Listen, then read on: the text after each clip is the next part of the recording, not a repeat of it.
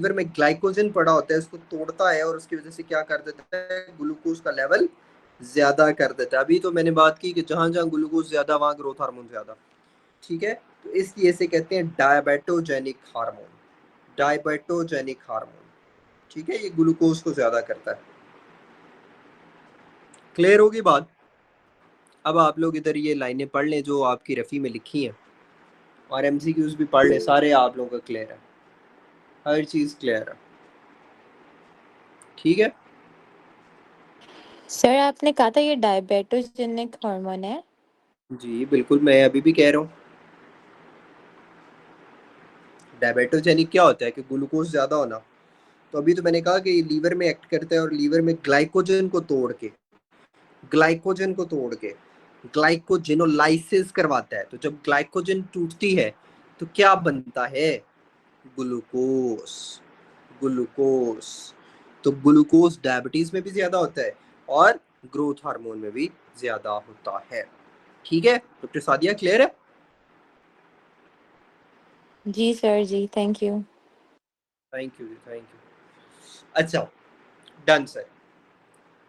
अभी इसके एमसीक्यूज आप लोगों ने देख लेने हैं। इसका कुछ एक दो पॉइंट्स उन्होंने लिखे हुए हैं। सोमैटोस्टेटिन डिक्रीज करता है सिक्रीशंस को, और पैराक्राइन एक्शन का एक आधा एमसीक्यू है, वो सिंपल वन लाइनर्स हैं, कोई उसमें वो नहीं है।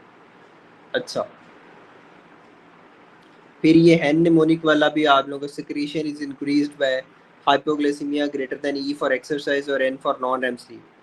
अब इसने रेम स्लीप को भी ऐड किया हुआ है, अगर आपने उसको भी ऐड करना है तो कर लें, लेकिन I am not in a favour of REM sleep here, non REM ही मेन होती है। अच्छा जी,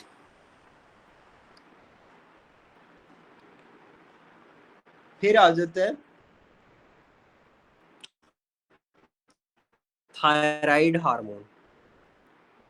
थायराइड हार्मोन, ग्रोथ हार्मोन के बाद क्या आ जाता है इसने, ग्रोथ हार्मोन के बाद नीचे एमसीक्यू थायराइड के दिए हुए।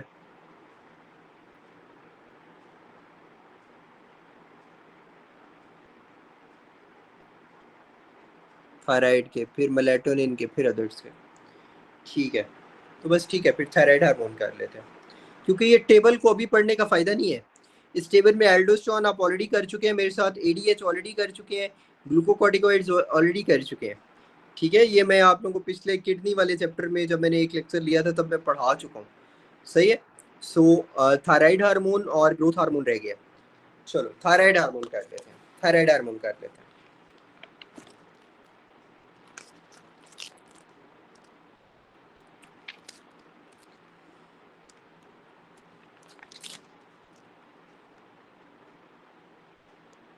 थायराइड हार्मोन की ना कुछ इम्पॉर्टेंट चीज़ें जो हैं वो मैं बताना चाहूँगा, ताकि आप लोगों को इजी हो जाए थायराइड हार्मोन को समझना।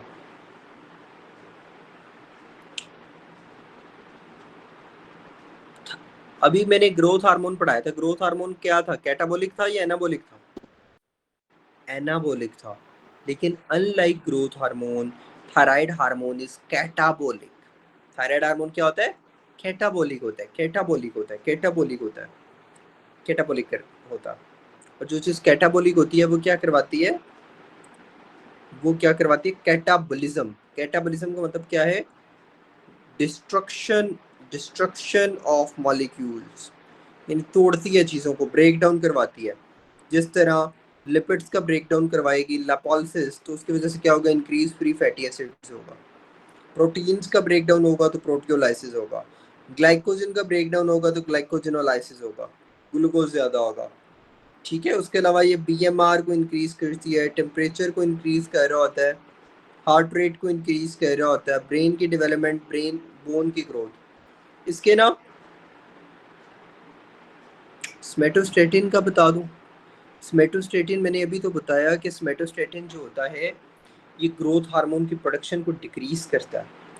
ठीक है, स्मेटोस्टेटिन बॉडी में ना तीन जगह पे होता है। एक होता है, एक होता है पेनक्रियाज में, पेनक्रियाज में ये इंसुलिन ग्लूकागोन को इनहिबिट करता है।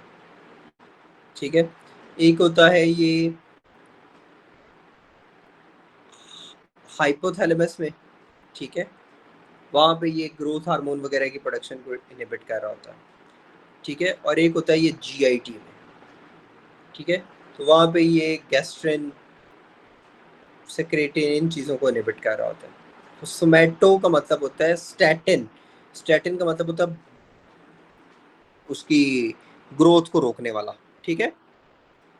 तो इस तरह से आप लोगों ने याद रखना, सोमैटोस्टैटिन 3 जगह पे होता है, सेक्रीशंस वगैरह भी काम करता है। अच्छा, बात हो रही थी थायराइड हार्मोन की।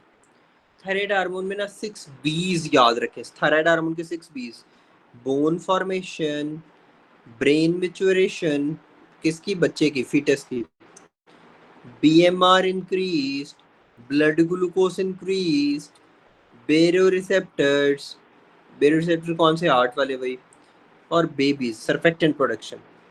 तो ये 6 बीज जो है thyroid hormone. Sir, sorry, can you go a bit slow? We are writing. अच्छा, ये डॉक्टर साहब भाई, ये ना सारे रिकॉर्डेड फॉर्म में हैं आपके पास ये चीज़ें जितनी भी हैं, ठीक है। मैं इधर ये थोड़ा सा आप लोगों को ना जो एक दिन पहले मैं शेयर करता हूँ, डैट मीन्स कि वो आप उसके नोट्स बनाएं जिस तरह मर्जी करें। रफ़ीउल्लाह तो इस तरह है कि इसमें मैं जितना फिर स्लो करूँगा वो तो फिर 3 घंटे की क्लास चली जाएगी, आप लोगों का सिलेबस नहीं एंड होगा, ठीक है। काइंडली आप लोग थोड़ा सा ना अपने एंड से ये एफर्ट किया करें। मेरे लिए मुश्किल नहीं है कि मैं चीज़ों को 3-3 4-4 बार भी रिपीट कर लूँ, लेकिन आपको रिकॉर्डिंग्स में इसी वजह से पहले देता हूँ। मैं दोबारा बताता हूँ आपको, बोन फॉर्मेशन, ठीक है, B for bone formation, B for bone formation, B for brain maturation, brain maturation किसकी, फीटस की, बी फॉर बीएमआर इंक्रीज्ड, 3 हो गई चीज़ें, B for blood glucose increased, 4 चीज़ें हो गई, ब्लड ग्लूकोज को भी ज़्यादा कर रहा है, बीएमआर को भी ज़्यादा कर रहा है, ब्रेन की मेच्योरेशन करवा रहा है, बोन की फॉर्मेशन करवा रहा है, बेरो रिसेप्टर्स, बेरो रिसेप्टर्स हार्ट के, ठीक है, और बीटा रिसेप्टर्स ऑफ हार्ट की स्टिमुलेशन, ठीक है, बीटा रिसेप्टर्स ऑफ हार्ट। जब बीटा रिसेप्टर्स ऑफ हार्ट की स्टिमुलेशन ये करवाता है तो उसकी वजह से हार्ट रेट इंक्रीज होता है, वो भी अभी मैं बताता हूँ कैसे। और बी फॉर बेबीज, बेबीज, ठीक है, बेबीज में सर्फेक्टेंट की प्रोडक्शन करवाता है। अच्छा, अब सर इसको मैं डिटेल में थायराइड हार्मोन को डिस्कस करता हूँ, ठीक है। After doing this bit of with mnemonic के ये किस किस तरह से ये चीज़ें हैं, अब हम थोड़ा सा इसको डिटेल में कर लेते हैं कि थायराइड हार्मोन कैसे ये सारा कुछ कर रहा होता है। हार्ट रेट ज़्यादा कर रहा है, बीएमआर ज़्यादा कर रहा है, ठीक है। अच्छा, और ये सारा इसमें लिपोलिसिस वगैरह क्यों हो रही है, प्रोटियोलाइसिस क्यों हो रही है, ग्लाइकोजेनोलाइसिस क्यों हो रही है। तो अभी तो मैंने कहा कि ये डिस्ट्रक्टिव हार्मोन है, कैटाबोलिक हार्मोन है, ब्रेक डाउन करने वाला है, हर चीज़ को तोड़ने वाला है। थायराइड हर चीज़ को थोड़ा कर देता है, ठीक है। लिपोलिसिस लिपिड्स को तोड़ के थोड़ा कर देता है, लाइसिस कर देता है, उसकी प्रोटियोलाइसिस कर देता है, ग्लाइकोजेनोलाइसिस कर देता है, हर चीज़ को तोड़ देता है। तो आप लोगों की ये पहली लाइन तो होगी ना, ग्लूकोनियोजेनेसिस, ठीक है, यानी ग्लाइकोजन को तोड़ के ग्लूकोज ज़्यादा करेगा, ठीक है। फिर ग्लूकोज की फॉर्मेशन भी करेगा, फिर लिपिड्स की ब्रेकडाउन करवाएगा, ठीक है, to increase the to meet the increase body requirement. अच्छा, फिर जनाब ये जो थायरॉक्सिन होता है ये कॉन्ड्रोसाइट्स को ऑस्टियोसाइट में चेंज करता है, जिसकी वजह से बोन मेच्योरेशन होती है। सीएनएस की मेच्योरेशन इन पेरीनेटल, वही मैंने अभी बताया था कि ब्रेन मेच्योरेशन फीटस में करवाता है ये, ठीक है। तो इसको आप सिंपल ब्रेन मेच्योरेशन लिख लें। और many actions as sympathetic nervous system, तो भी मैंने कहा था कि बीटा रिसेप्टर को जो है वो स्टिमुलेट करता है, ठीक है, जिसकी वजह से हार्ट रेट इंक्रीज करता है और बीएमआर इंक्रीज्ड, सही है। अच्छा, अब ये चीज़ें देखते हैं ये सारी कैसे हो रही हैं। सबसे पहले देखें कि बीएमआर इंक्रीज ये कैसे करता है। Normally sodium potassium ATPase pump क्या कर रहा होता है, कोई मुझे बताएगा normally sodium potassium ATPase pump क्या कर रहा होता है। Anyone who is willing to tell me कि sodium potassium ATPase pump normally क्या कर रहा होता है। It will take sodium out of the body and bring potassium into the body. Take sodium out of the body, bring potassium into the body. तो जब वो sodium को बाहर भेजेगा और पोटाशियम को अंदर भेजेगा तो ये है normal sodium potassium ATPase pump का काम। और ये क्या कर रहा होता है, ये एटीपी को यूज कर रहा होता है, इसलिए इसे कहते हैं एटीपेस। अच्छा, जब जब हाँ जी, सोडियम सोडियम बाहर और पोटेशियम इन, ठीक है। पंप जो होता है वो अगेंस्ट द कंसंट्रेशन काम करता है ना, हमेशा एनर्जी को यूज करता है अगेंस्ट द कंसंट्रेशन। तो आप लोगों को ये तो पता है ना कि जो मेजर कटाइन होता है एक्स्ट्रा सेलुलर फ्लूइड में, ठीक है, ECF एज नमक, ECF में क्या होता है, नमक होता है, तो उसमें सोडियम होता है मेजर कटाइन ECF में, जबकि इंट्रा सेलुलर जो होता है वो पोटाशियम वगैरह होते हैं।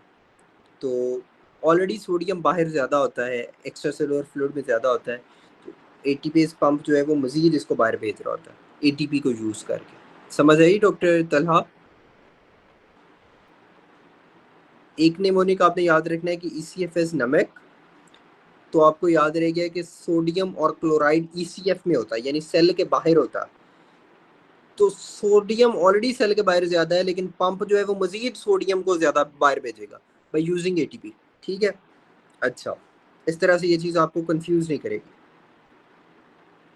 अब यहाँ पे एक चीज़ आनी है थायराइड हार्मोन। थायराइड हार्मोन आता है और वो डायरेक्टली इंटर करता है न्यूक्लियस में after crossing the membrane. Intra nuclear receptors होते हैं, MCQ। अच्छा, जब थायराइड हार्मोन न्यूक्लियस में जाता है तो न्यूक्लियस में वो जो है वो ट्रांसक्रिप्शन और ट्रांसलेशन करवाता है, ठीक है। इस बार आया था तो बस याद रखें कि न्यूक्लियस के अंदर इसने क्या करवाना है, ट्रांसक्रिप्शन और ट्रांसलेशन। उसकी वजह से क्या होगा, DNA सिंथेसिस होगी, सही है। जब DNA सिंथेसिस होगी, ट्रांसक्रिप्शन होगी, ट्रांसलेशन होगी, तो ज़्यादा sodium ATP potassium ATPase concentration जो है वो इंक्रीज हो जाएगी, ज़्यादा एटीपी टूटेगा। ज़्यादा एटीपी टूटेगा तो नॉर्मल जो 3000 किलो कैलोरीज एनर्जी जो होती है उसकी रिक्वायरमेंट से there is increase need of energy and more heat released. जब एनर्जी की ज़्यादा ज़रूरत होगी, जब ज़्यादा एटीपी ब्रेक डाउन होगी, जब ज़्यादा ट्रांसक्रिप्शन ट्रांसलेशन होगी due to intra nuclear receptors of thyroid hormone, तो उसमें क्या होगा, टेम्परेचर भी ज़्यादा होगा, BMR भी ज़्यादा होगा। टेम्परेचर भी ज़्यादा होगा, BMR भी ज़्यादा होगा। समझ आ गई? समझ आ गई? ज़्यादा एटीपी टूटने की वजह से ये सारा कुछ हो रहा होता है। फिर ज़्यादा एनर्जी प्रोड्यूस होगी, ज़्यादा BMR होगा, ज़्यादा टेम्परेचर होगा। I hope I am clearing all of you. ठीक, okay sir, thank you, good.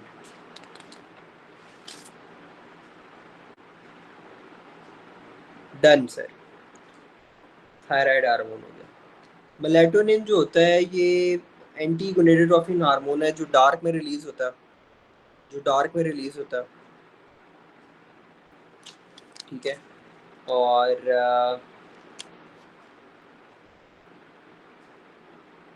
फिर अदर्स पॉइंट्स में कुछ लिपोप्रोटीन लाइपेजेस के हैं कि ट्राइग्लिसराइड की हाइड्रोलाइजेशन लिपोप्रोटीन लाइपेजेस करवाते हैं। कार्डियक कॉन्ट्रैक्टिलिटी कौन से हार्मोन से इफेक्ट होती है, तो वो ग्लूकागोन से इफेक्ट होती है, ठीक है। तो आई गेस हमें जो है ना एक्स्ट्रापेटिक प्रोटीन एनाबॉलिज्म, एक्स्ट्रापेटिक प्रोटीन कैटाबॉलिज्म और इंट्रापेटिक प्रोटीन एनाबॉलिज्म कॉर्टिसोल करवाता है। ये ना अब इधर हमें थोड़ा सा ना ग्लूकागोन, इंसुलिन, इन चीज़ों को समझना पड़ेगा, पेनक्रियाज के जो हार्मोन्स हैं इनको समझना पड़ेगा, ठीक है। आज डॉक्टर एहसन ने कितना करवाया आप लोगों को? डॉक्टर एहसन ने कितना करवाया? उन्होंने ये पेनक्रियाटिक हार्मोन्स करवा दिए आपको?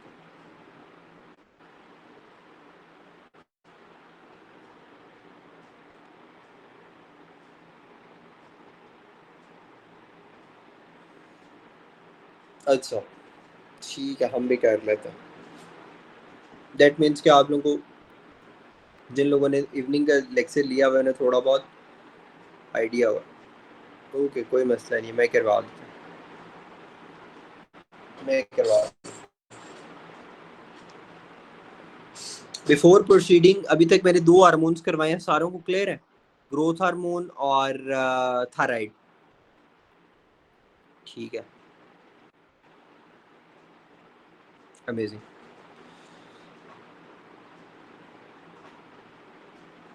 पैनक्रियाज को कहते हैं।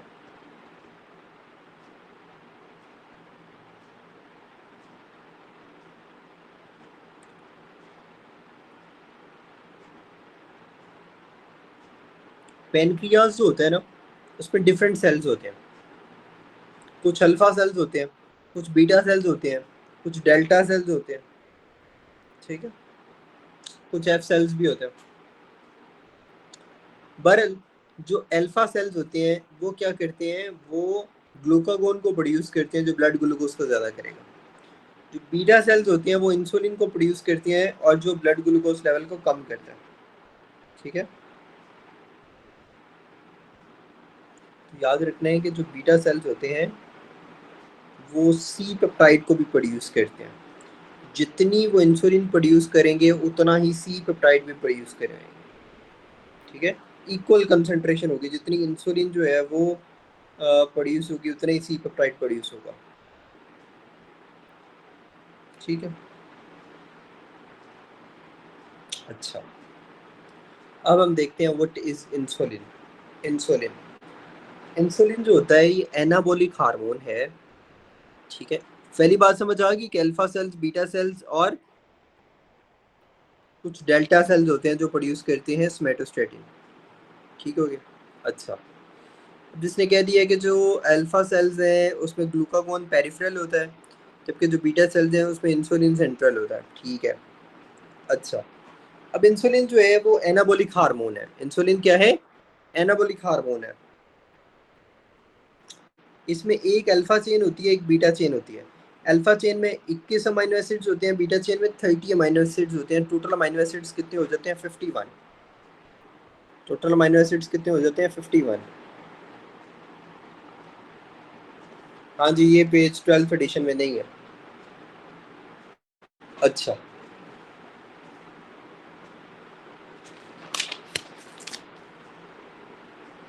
अब हमें इधर कुछ चीज़ों को समझना है। इंसुलिन कैसे रिलीज होता है, कब चाहिए होता है और क्या करता है। ठीक है, और क्या करता है, और इसमें कौन कौन सी कंडीशंस जो है वो डायबिटीज़ वगैरह के साथ इसका क्या ताल्लुक है। अब this itself is a very huge topic to understand. Insulin, ठीक है, इंसुलिन को समझना एक बहुत बड़ी महारत है। चलो, let's understand insulin. Let's understand these 4 points which are written in Rafiullah. अब इनके पीछे जो है वो एक अच्छा खासा एक बैकग्राउंड नॉलेज होना चाहिए। हम उसको डिस्कस करते हैं, हम उस कॉन्सेप्ट को डिस्कस करते हैं कि इंसुलिन जो है वो क्यों चाहिए होता है और कैसे ये रिलीज होता है। तो मुझे बताएगा कि इंसुलिन कब चाहिए होगा? जब ब्लड ग्लूकोज लेवल ज़्यादा होगा या कम होगा? इंसुलिन करता क्या? ज्यादा होगा। ब्लड ग्लूकोज को कम करता है, ज़्यादा करता? यस, ज्यादा। बिल्कुल ठीक है, बिल्कुल ठीक है।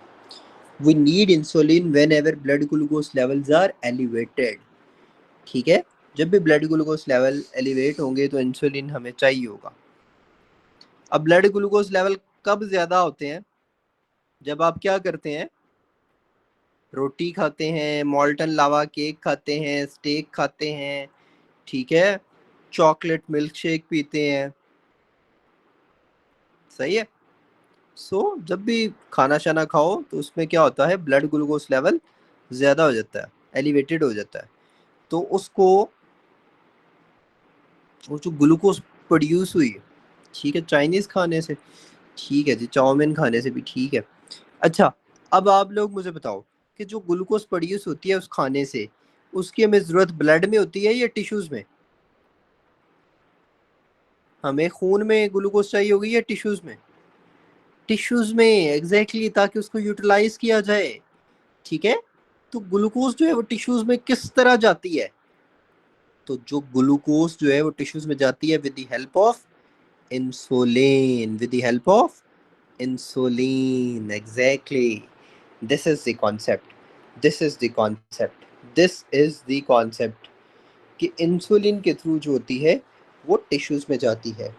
तो ये जो लोग ना, एक बहुत बड़ी, मैं इधर थोड़ी सी बातें करना चाहता हूँ, बहुत बड़ी मिसकंसेप्शन बनी होती है, ओहो जो शुगर लेवल हाई हो जाए तो ये जी बड़ा मसले की बात है, ये डायबिटिक पेशेंट्स में होता है, ये होता है वो होता है। देखो जी, शुगर लेवल हाई होना नहीं, शुगर लेवल ब्लड में ज़्यादा होना मसले की बात है, और वो डायबिटीज़ होता है।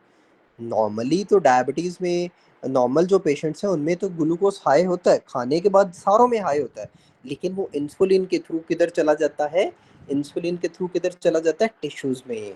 लेकिन जो डायबिटिक पेशेंट्स होते हैं, गौर से सुने ये बातें, लेकिन जो डायबिटिक पेशेंट्स होते हैं उनमें इंसुलिन जो होता है वो नहीं होता। ठीक है, मतलब वो बाद की बातें, टाइप 1 टाइप 2, बहरहाल मैं एक जनरल कॉन्सेप्ट देने की कोशिश कर रहा हूँ। इंसुलिन की डेफिशिएंसी होती है, तो क्या इंसुलिन टिश्यूज़ में जो ब्लड जो ग्लूकोज बन रही है, ब्लड ग्लूकोज बन रही है, ब्लड के अंदर ग्लूकोज बन रही है, क्या जो डाइट के थ्रू आया है तो क्या वो टिश्यूज़ में जाएगी? नहीं जाएगी, वो तो ब्लड ग्लूकोज लेवल जो है वो ज़्यादा रहेगा। ठीक है, तो इसलिए ये ग्लूकोज के टेस्ट करवाते हैं ब्लड में। समझ आई है? समझ आ गई है कि इंसुलिन अब याद रह जाएगा? Okay sir, thank you, thank you, thank you, good हो गया। अच्छा, तो बॉडी में नेचुरली इंसुलिन जो होता है वो beta cells of pancreas produce कर रहे होते हैं। ठीक है, अच्छा जी।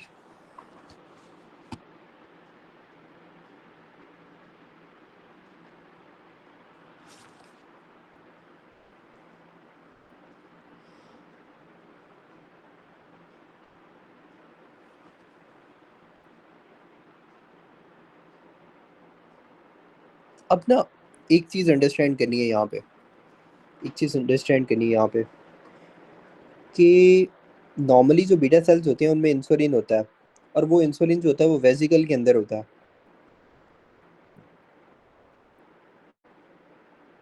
तो ये नॉर्मल कंडीशंस में ये वाला इंसुलिन रिलीज क्यों नहीं हो रहा था? एनीवन, मतलब आपने आपने ग्लूकोज खाना है तो फिर इंसुलिन रिलीज होना है, नॉर्मल कंडीशन में ये क्यों नहीं रिलीज हो रहा था? वेसिकल्स में होता है, बीटा सेल्स के अंदर हमेशा प्रेजेंट होता है। ओह अमेजिंग डॉक्टर फातिमा, तो आ गई हैं डॉक्टर फातिमा।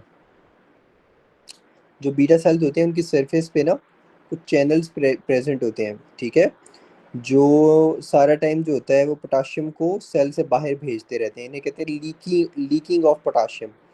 जिसकी वजह से क्या होता है, इंट्रासेलुलर पोटेंशियल जो होता है वो नेगेटिव रहता है, और पॉजिटिव चार्जेस होते हैं वो बाहर जाते रहते हैं, तो रेस्टिंग मेम्ब्रेन पोटेंशियल जो है वो नेगेटिव रहेगा। अच्छा, हाँ जी, ये डायग्राम जिस तरह ये बनी हुई है, अब आप लोग इसमें देख सकते हैं कि इस डायग्राम के अंदर ये एटीपी सेंसिटिव पोटाशियम चैनल्स, ठीक है, एटीपी सेंसिटिव पोटाशियम चैनल्स होते हैं। अब एटीपी जो होती है ये कहाँ से बनती है? ये ग्लूकोज मेटाबॉलिज्म से बनती है। ग्लूकोज मेटाबॉलिज्म से कहाँ से? Electron transport chain. ठीक है, तो जब भी बीटा सेल्स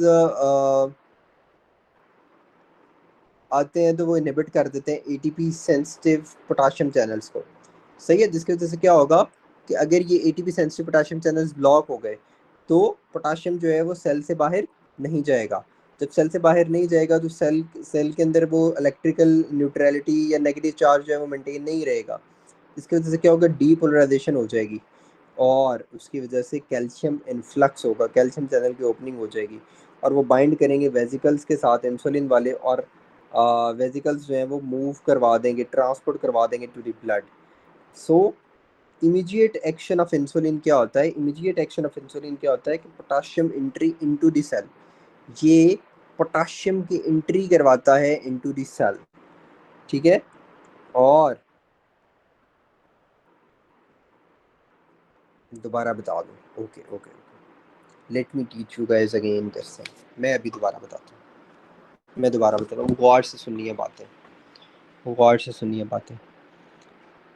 सबसे पहले आप लोगों को पता होना चाहिए कि इवेंट्स क्या क्या हो रहे हैं, ठीक है।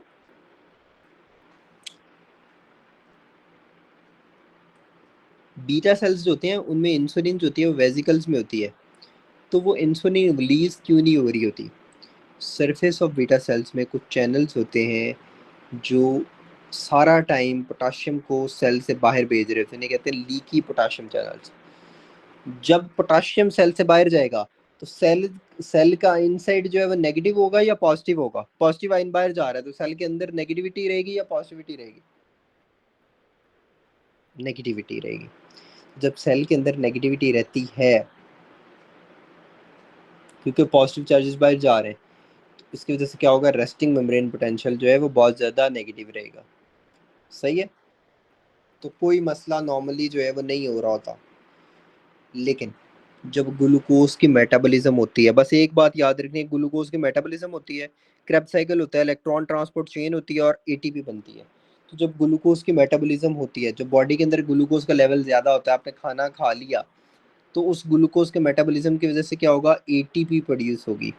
वो जो एटीपी होती है वो प्रोड्यूस होके क्या करती है, एटीपी सेंसिटिव पोटाशियम चैनल्स जो होते हैं उनको इनहिबिट कर देती है।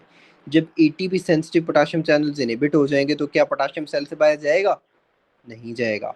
जब पोटाशियम सेल से बाहर नहीं जाएगा तो सेल का अंदर वाला हिस्सा क्या होगा, डीपोलराइज्ड हो जाएगा। और जब सेल का अंदर वाला हिस्सा डीपोलराइज्ड हो जाएगा तो उसकी वजह से क्या होगा, इनफ्लक्स ऑफ कैल्शियम आयंस। और कैल्शियम जो है वो वेसिकल के साथ बाइंड करके start moving with the vesicles and transport it to the blood. So immediate action of insulin क्या होता है कि potassium entry into the cells. Potassium वो जो बाहर जा रहा था वो नहीं जाएगा, वो सेल के अंदर ही एंट्री होती है उसकी, ठीक है।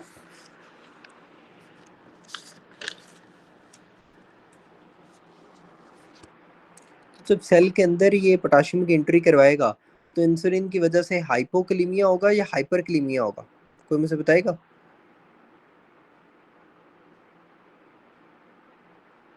जब entry of potassium into the cell करवाएगा, हाइपोकलीमिया। याद रखना है कि insulin decreases potassium levels and it treat hyperkalaemia, ठीक है, इट ट्रीट हाइपरकलीमिया। क्लियर है ये बात है। अच्छा,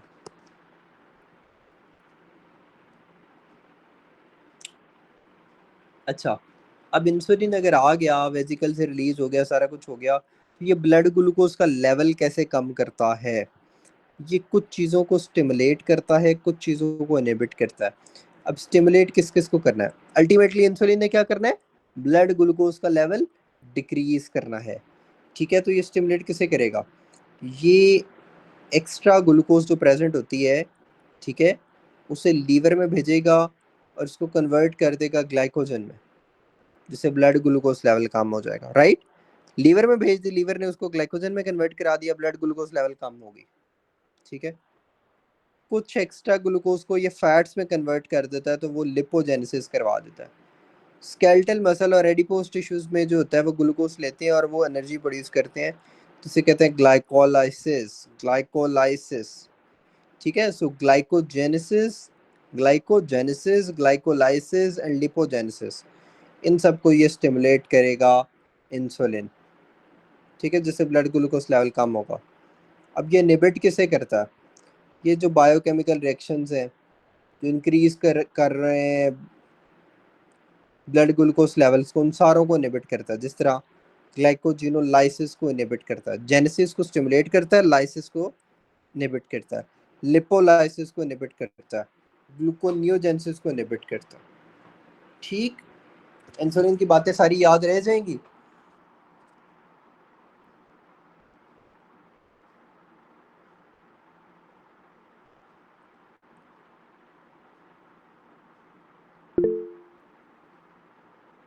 ठीक है,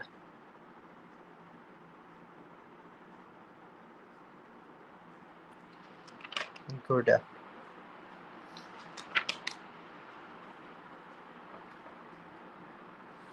काइंडली स्क्रीन शेयर कर दें ताकि हम वो पॉइंट्स भी देख लें साथ, क्योंकि 12th एडिशन वालों के पास वो पॉइंट्स नहीं है।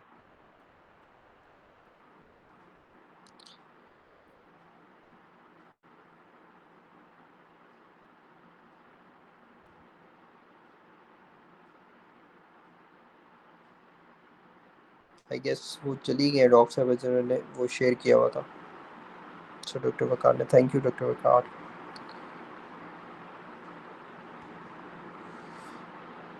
अब ये ना एमसीक्यूज हैं, जिस तरह मैं एक रैंडम एमसीक्यू पढ़ लेता हूँ कि दी हार्मोन विच प्रोड्यूसेस ग्लूकोनियोजेनेसिस।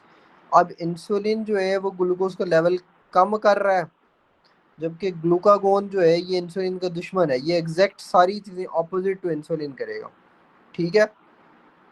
और ये अल्फा सेल से आता, बीटा सेल से इंसुलिन आ रहा होता।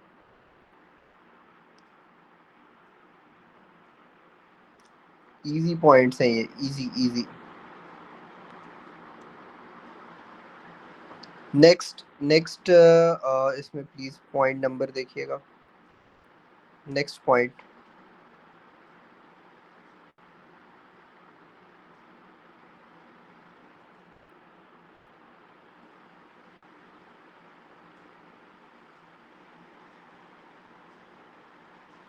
Okay sir, okay sir. Next point है जी, insulin independent uptake of glucose occurs in. Insulin independent uptake of glucose जो होती है वो कहाँ पे होती है? तो ये एक्सरसाइजिंग स्केलेटल मसल्स पे होती है। अब ना कुछ चीज़ें हैं जो हमें अंडरस्टैंड करनी है इस पॉइंट में भी। मैं इस पॉइंट को भी एक्सप्लेन कर देता हूँ थोड़ा। इस पॉइंट को भी एक्सप्लेन करता हूँ।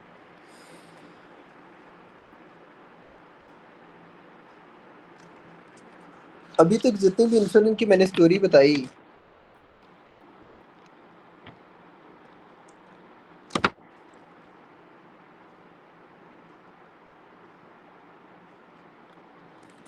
तो हमने किया था कि इंसुलिन जो है वो ब्लड में आ गई थी। ग्लूकोज भी सीधा जब आप मोल्टन लवा खाते हैं तो वो ब्लड में आ जाती है। तो इंसुलिन जो है वो ब्लड ग्लूकोज लेवल को कम कैसे करता है? इंसुलिन जो होता है वो ब्लड में आता है और एक्ट करता है मसल्स पे, ठीक है। वहाँ पे एक रिसेप्टर प्रेजेंट होता है, उसे कहते हैं टायरोसिन काइनेज रिसेप्टर। वहाँ पे इंसुलिन बाइंड करता है और उसे स्टिमुलेट करता है। उसकी वजह से क्या होगा, ग्लूट 4 चैनल्स की ओपनिंग होती है जो नॉर्मली नहीं प्रेजेंट होते। तो उसकी वजह से क्या होगा, जब ग्लूट 4 की ओपनिंग होगी तो ग्लूकोज जो है वो ब्लड से मसल्स या एडिपोज टिश्यूज में आने शुरू हो जाएगी। सो इंसुलिन हेल्प करता है in glucose uptake with the help of GLUT 4। कुछ टिश्यूज होते हैं जिनमें ना इंसुलिन की जरूरत ही नहीं होती, they do not require insulin और ग्लूट 4 फॉर द ट्रांसपोर्ट और अपटेक ऑफ ग्लूकोज। यानी ग्लूकोज की अपटेक के लिए उनको इंसुलिन की जरूरत ही नहीं पड़ती। तो वो कौन से हैं? वो ऐसे हैं जिनमें हर वक्त ग्लूकोज की ट्रांसपोर्ट हो रही होती है। तो कोई मुझे बताएगा कि हर वक्त ग्लूकोज किस चीज को चाहिए होता है? दिमाग को, दिमाग को और फिर खून को।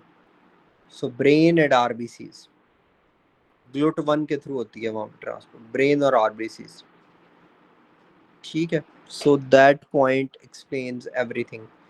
ये जो आप लोगों का ब्रेक क्लिप्स है, ये है इंडिपेंडेंट ग्लूकोज अपटेक। तो brain, RBCs, intestine, cornea, kidney, liver, islets, ठीक है, प्लेसेंटा, स्पर्मेटोसाइट्स, ये सारे मैंने अभी एक्सप्लेन कर दिए, ठीक है। फिर वो कह रहे हैं कि इंसुलिन इंडिपेंडेंट ग्लूकोज अपटेक जो होती है वो किस में होती है? तो इसमें ऑप्शन में जो है वो एक्सरसाइजिंग स्केलेटल मसल भी है और ब्रेन भी है। तो उसमें जो है ना वो इसने सीक्वेंस एक लिख दिया है कि exercising skeletal muscle is greater than brain, ठीक है। बाकी आ जाता है आगे जनाब, hormone that always acts via cAMP mechanism is TSH. अब इसमें भी एक निमोनिक मैं बताता होता हूँ, ठीक है। एक बंदा जाता है नॉर्दर्न्स, बड़े गौर से सुनिए स्टोरी। एक बंदा जाता है नॉर्दर्न्स, नॉर्दर्न्स वो जाता है, नॉर्दर्न्स का तो पता है ना, मरी जाता है, मरी, मरी या नारायण का गान जाता है, चलो। एक बंदा जाता है नारायण का गान, ਸਕਰਦੂ जाता, चलो जी ਸਕਰਦੂ जाता, जिथे मर्जी ले जाओ बंदे को, बंदे ने बस कहीं जाना है, CPSP के हॉल के अलावा जहाँ मर्जी ले जाओ, ठीक है, गिलगित ले जाओ, बंदा जाता है वहाँ पे वो ना कैंप लगाना है उसने, वो बंदा ना कैंप लगाने में बड़ा चैंपियन है, ठीक है। तो वो क्या करता है, वो एक फ्लैट जगह ढूंढता है और वहाँ पे वो कैंप लगाता है, और वो बंदा चैंप है। याद रखना है कि कैंप लगाना है, यानी जो कैंप साइक्लिक AMP मैकेनिज्म होता है वो फ्लैट जगह पे चैंप लगाता है।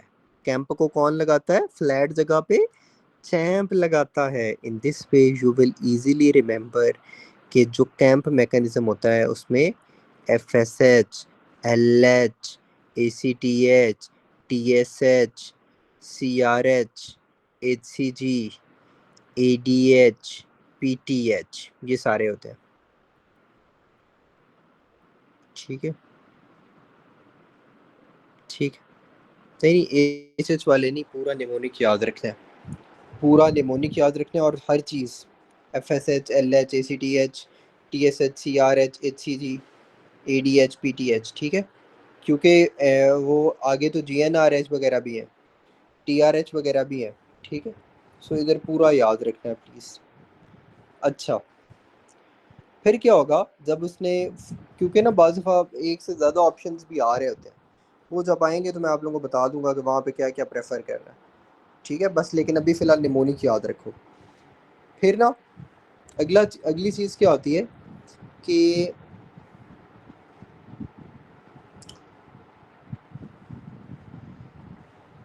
वो जो इर्द गिर्द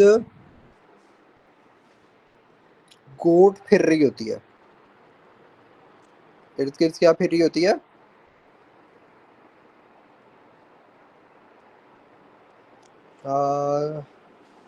One of the student is saying, sir,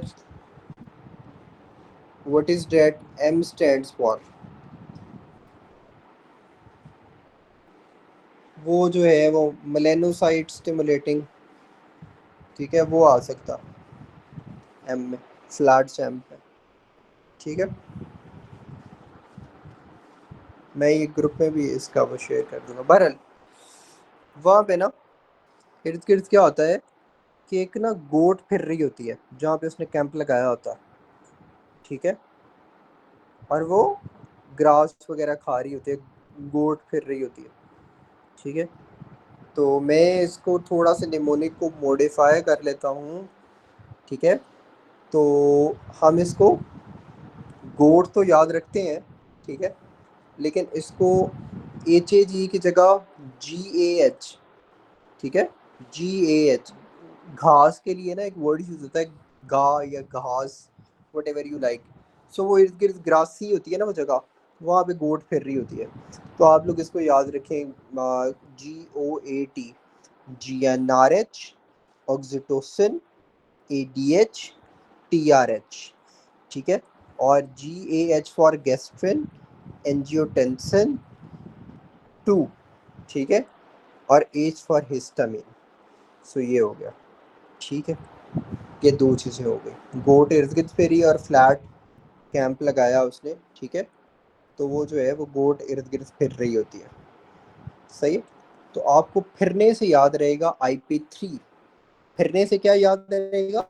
IP3, फिरने से याद रहेगा IP3, फिर 3, IP3। मज़ा आया? मज़ा आया कि ना सिर्फ आपको ये याद हो रहा है कि हार्मोन कौन कौन से हैं, बल्कि आपको ये विजुअल मेमोरी बन रही है कि IP3 कौन सा था, कैंप वाला कौन सा था, ठीक है, कैंप वाला कौन सा था, IP3 कौन सा था, ठीक है। फिर आ जाता है जी स्टीरॉयड हार्मोन्स, ठीक है, स्टीरॉयड हार्मोन्स, ठीक है। तो स्टीरॉयड हार्मोन्स का मैंने जो निमोनिक याद रखा था वो था पेज टीवी, ठीक है। यहाँ पे इसने जो है वो पेट कैट लिख दिया है, तो आप इसको भी इस तरह से भी याद रख सकते हैं कि इर्द गिर्द जो है वो गोट फिर रही थी, लेकिन जो फ्लैट चैम्प था, ठीक है, उसने क्या किया, उसने स्टीरॉयड दे दिए जो उसने अपनी पेट कैट रखी थी, और टीवी पे उसने देखा था कि स्टीरॉयड देते हैं, तो उसने उनको स्टीरॉयड दे दिया, पेट कैट ऑन टीवी, ठीक है। तो प्रोजेस्टेरॉन, एस्ट्रोजन, टेस्टोस्टेरोन ये सारे स्टेरॉयड हार्मोन होते हैं, ये आपको वैसे ही याद होंगे। Cortisol, aldosterone, thyroid hormone, vitamin D, ये सारे वो हो गए। ठीक है।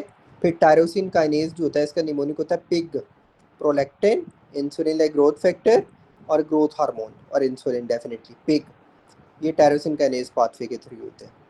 फिर साइक्लिक जीएमपी वाले कौन से होंगे? तो साइक्लिक जीएमपी वाले जो होते हैं उसका निमोनिक है जी बैड। ठीक है, बैड ग्रैम्पा से भी याद रख सकते हैं। तो बीएनपी, एएनपी और ईडीआरएफ। ठीक है, एनओ का उसने एग्जांपल दिया हुआ है इसका। ठीक, हाँ जी। अच्छा,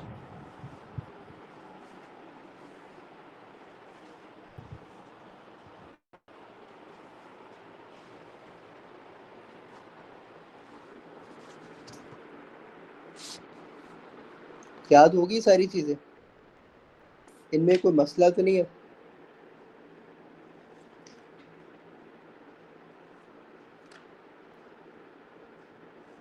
गुड।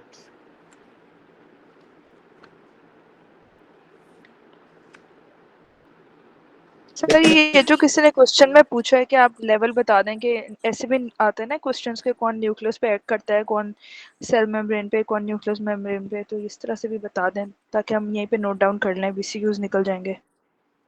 ठीक है, इसमें ना यूजुअली ये आ जाता है कि न्यूक्लियस पे, तो अभी तो मैंने आप लोगों को थायराइड करवाया था, थायराइड का ही आता है न्यूक्लियस में।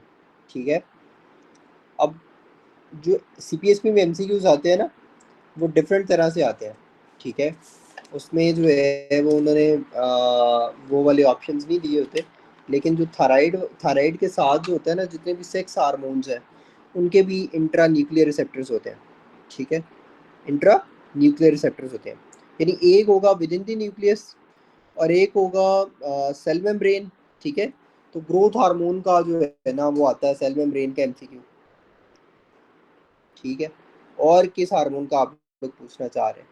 ग्रोथ हार्मोन सेल मेम्ब्रेन का, और थायराइड जो है वो विद इन द न्यूक्लियस, और साथ सेक्स हार्मोन्स भी न्यूक्लियस।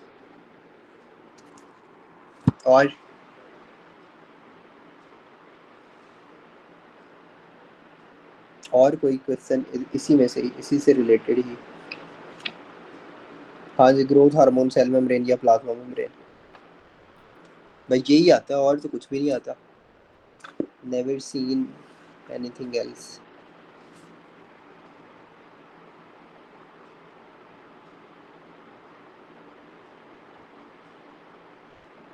रिसेप्टर्स के थ्रू तो ये भी मैंने बताया ना, ये रिसेप्टर्स ही बता रहा था यार, कि फिर ना गोट वाला जो है वो IP3 मैकेनिज्म के थ्रू होता है, यही था। और जो था कैंप वाला वो फ्लैट चैम्प है, तो ये बहुत ज़्यादा आता है कि साइक्लिक EMP मैकेनिज्म किसका है। ठीक है, और साइक्लिक GMP का आ जाता है कि वो किसका है, तो वो उसमें NO के साथ भी वो एग्जांपल दिया होता है, ये ANP वगैरह दिया होता है। टायरोसिन काइनेज का भी आता है, तो उसमें इंसुलिन वाला ऑप्शन होता है, ये ग्रोथ हार्मोन का।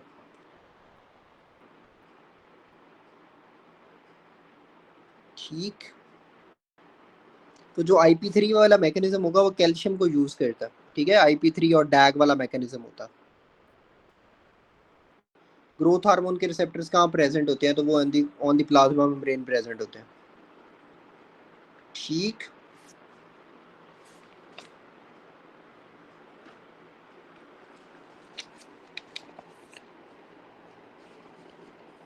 हाँ जी।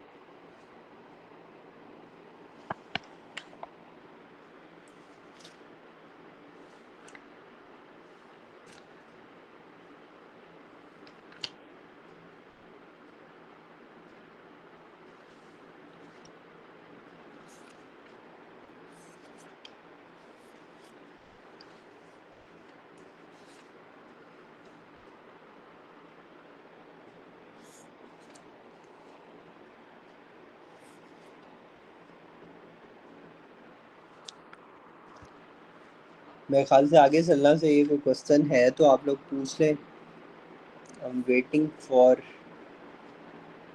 The curies.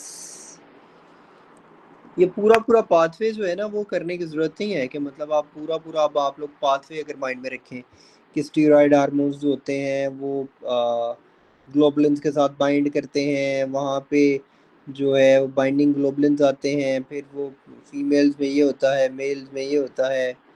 ठीक है, बस आपको इतना पता होना चाहिए कि उनके विद इन दी न्यूक्लियस जो है। ठीक है, नेक्स्ट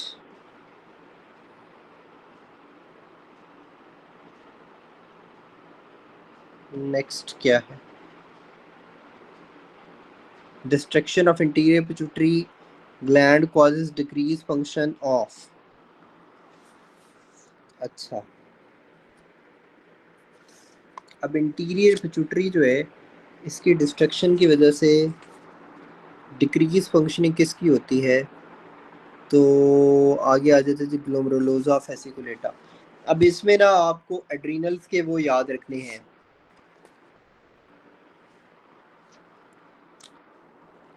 जो एड्रीनल ग्लैंड होता है ना इसमें जीएफआर निमोनिक याद रखना है।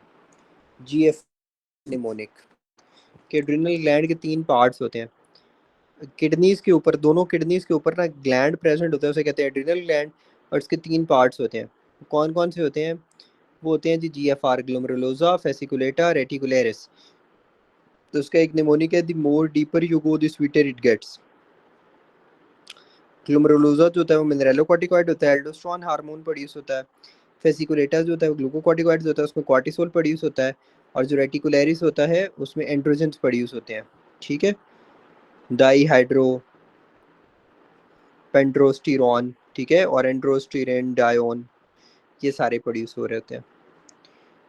सही हो गया। अच्छा, अब जनाब कुछ चीज़ें हैं रिगार्डिंग ल्यूटिनाइजिंग हार्मोन और एफएसएच, एलएच। अब ये बड़ी ज़्यादा कंफ्यूज करती हैं। इनफैक्ट इनके साथ जो है वो प्रोलेक्टिन की बहुत ज़्यादा वो कंफ्यूजन होती है कि यार प्रोलेक्टिन क्या करता है। सही है, तो luteinizing hormone in male axon. तो ल्यूटिनाइजिंग हार्मोन जो होता है वो मेल्स में किस पे एक्ट करता है? लेडिक सेल्स पे। ठीक, अब इसमें पहले तो हम लोग ना जस्ट ये जो इम्पॉर्टेंट पॉइंट्स हैं ना, अल्फ़ाबेट्स हैं, उन्हीं से याद रखते हैं। L for luteinizing hormone, L for Leydig cells. Luteinizing hormone acts on Leydig cells, ठीक है, and it produces testosterone. Done, सही है, luteinizing Leydig, luteinizing Leydig, okay, ये याद हो गया। एफएसएच एक्ट्स ऑन, तो एफएसएच में एस को फोकस करना है, S on Sertoli cells to maintain spermatogenesis. Sertoli cell spermatogenesis, Sertoli cell spermatogenesis, FSH। ठीक है, Sertoli cells जो होते हैं ना ये ना इनिबिन को भी सिक्रीट करते हैं जो negative feedback of FSH secretion वगैरह करवा रहा होता है। That's it. अच्छा, अब जनाब before doing all of these points you should know the normal menstrual cycle. ठीक है, जो नॉर्मल मेंस्ट्रुअल साइकिल होता है ना उसकी समझ आनी चाहिए। तो फिर ये वाले पॉइंट्स, इसमें बहुत सारे ऐसे हैं जो वन लाइनर्स हैं, मैं उन पे एम्फेसाइज नहीं करूँगा, वो आप लोगों ने खुद रीड कर लेने, उस पर मेरा कोई समझाने वाला रोल नहीं है। लेकिन जो समझाने वाली चीज़ है वो है कि मेंस्ट्रुअल साइकिल बेसिकली क्या होता है और उसमें किस तरह से चीज़ें हो रही होती हैं। ठीक है, तो वो हम समझने की कोशिश करते हैं मेंस्ट्रुअल साइकिल को। करें जी, क्योंकि आगे सारे यही है, रिप्रोडक्शन के ही क्वेश्चन है, रिप्रोडक्टिव के ही हैं।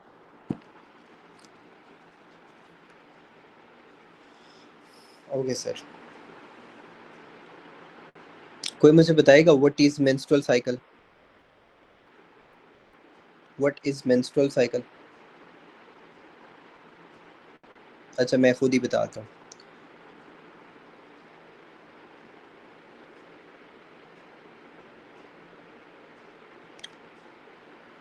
Changes in ovaries and uterus. ठीक है, अब गौर से ये डेफिनेशन अगर आप लोगों ने लिखनी है तो लिख लें, इससे बड़ी चीज़ें आपके माइंड में रहेंगी। ओवरीज और यूट्रस में जो चेंजेस होती है ना, in response to hormonal changes in females of reproductive age, एक फीमेल जब रिप्रोडक्टिव एज में जाती है तो उसमें कुछ हार्मोनल चेंजेस होती हैं। उन हार्मोनल चेंजेस की वजह से ओवरीज और यूट्रस में कुछ चेंजेस होती हैं, उसे कहते हैं मेंस्ट्रुअल साइकिल। क्लियर होगी ये बात? फीमेल रिप्रोडक्टिव एज में जब जाती है तो उस टाइम पे जो यूट्रस और ओवरीज में चेंजेस होती हैं in response to that hormonal changes in female of reproductive age, उसे कहते हैं मेंस्ट्रुअल साइकिल।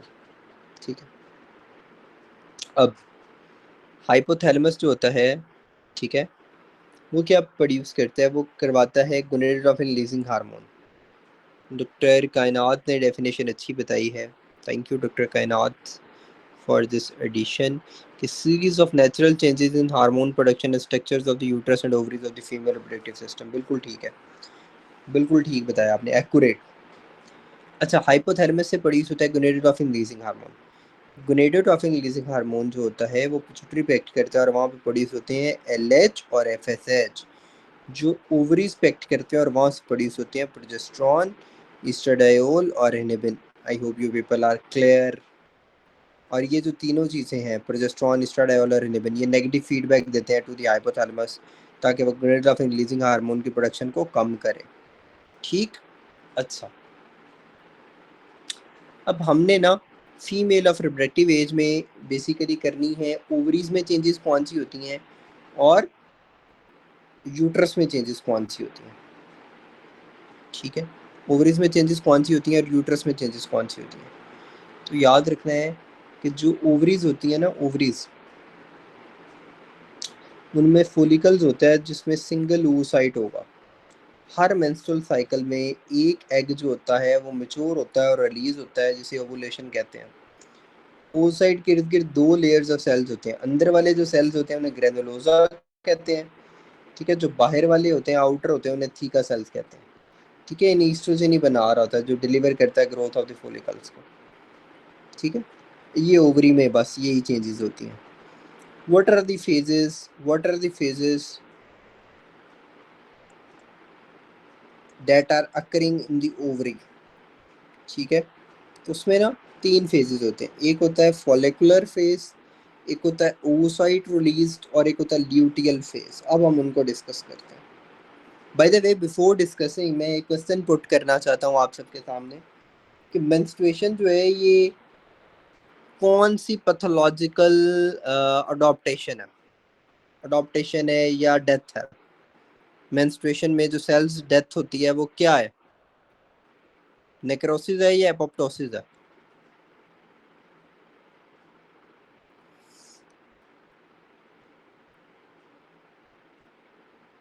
एपोप्टोसिस होता है। Programmed cell death is called as apoptosis. तो डीस्क्वेमेशन या shedding of endometrial cells is basically programmed, सही है। That is why menstruation is apoptosis. ये एमसीक्यू आता है। अच्छा, अब इसके फेजेस करते हैं ओवरी के। सबसे पहले फॉलिकुलर फेज होगा, फॉलिकुलर फेज, फोलिकुलर फेज, ठीक है। फोलिकुलर फेज में क्या होगा कि जो गोनेडोट्रोपिन रिलीजिंग हार्मोन है ना वो ज़्यादा होगा, हाइपोथैलेमस से वो प्रोड्यूस होगा। जब गोनेडोट्रोपिन रिलीजिंग हार्मोन ज़्यादा होता है ना तो वो FSH को ज़्यादा करता है फ्रॉम पिट्यूटरी, जिसकी वजह से ईस्ट्राडायोल ज़्यादा बनता है ओवरी से और रिक्रूटमेंट ऑफ फोलिकल्स होती है। जब फोलिकल्स वहाँ पे सारे इकट्ठे हो जाते हैं तो वो जो है वो नेगेटिव फीडबैक दे देते हैं पिट्यूटरी को और वो FSH और LH को कम कर देता है। ये होता है फॉलिकुलर फेज में। फॉलिकुलर फेज में समझ आई? फॉलिकुलर फेज में क्या होगा? पहले गोनेडोट्रोपिन रिलीजिंग हार्मोन ज़्यादा होगा, उसकी वजह से FSH ज़्यादा होगा, ईस्ट्राडायोल ज़्यादा होगा।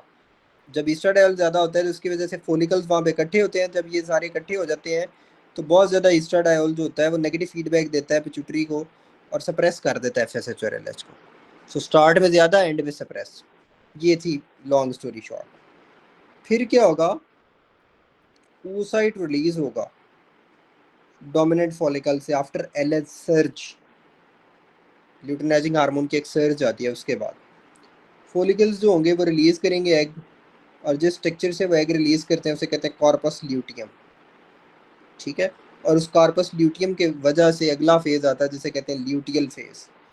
क्योंकि ल्यूटियल फेज में एक हार्मोन प्रोड्यूस होता है by that corpus luteum called as from the corpus luteum, वो एक हार्मोन प्रोड्यूस होता है, उसे कहते हैं progesterone. P for progesterone, P for preparation, uterus को प्रिपेयर करता है फॉर इम्प्लांटेशन, ठीक है। और इवेंचुअली जो होता है वो कार्पस ल्यूटियम भी डिग्रेड कर देता है, प्रोजेस्टेरॉन कम हो जाता है और मेंस्ट्रुएशन होती है। अगर फर्टिलाइजेशन हो जाए तो एम्ब्रियो जो होता है वो एचसीजी बनाना शुरू कर देता है और जो मेंटेन करता है कार्पस ल्यूटियम को और प्रोजेस्टेरॉन को, ठीक है। अगर ना हो तो फिर नॉर्मल वही जो साइकिल चल रहा है वो दोबारा रिपीट होगा। निमोनिक, इसमें तो डायग्राम के साथ अगर देखेंगे तो समझ आएगी। जो डायग्राम है ना उसको आप लोगों ने समझना है तो समझ आएगी कि फॉलिकुलर फेज में क्या होगा और oocyte रिलीज में क्या होगा और ल्यूटियल फेज में क्या होगा। मैंने तो इसको कभी निमोनिक के साथ नहीं किया।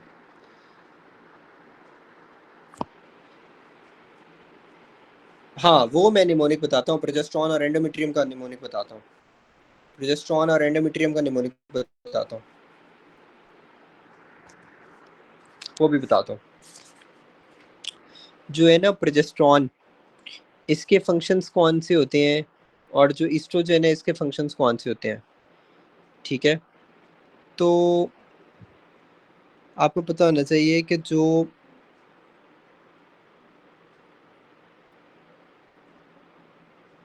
फोलिकुलर फेज ऑफ ओवरी होता है ना वो होता है प्रोलिफरेटिव फेज, और जो ल्यूटियल फेज ऑफ ओवरी होता है वो होता है सेक्रीटरी फेज, ठीक है।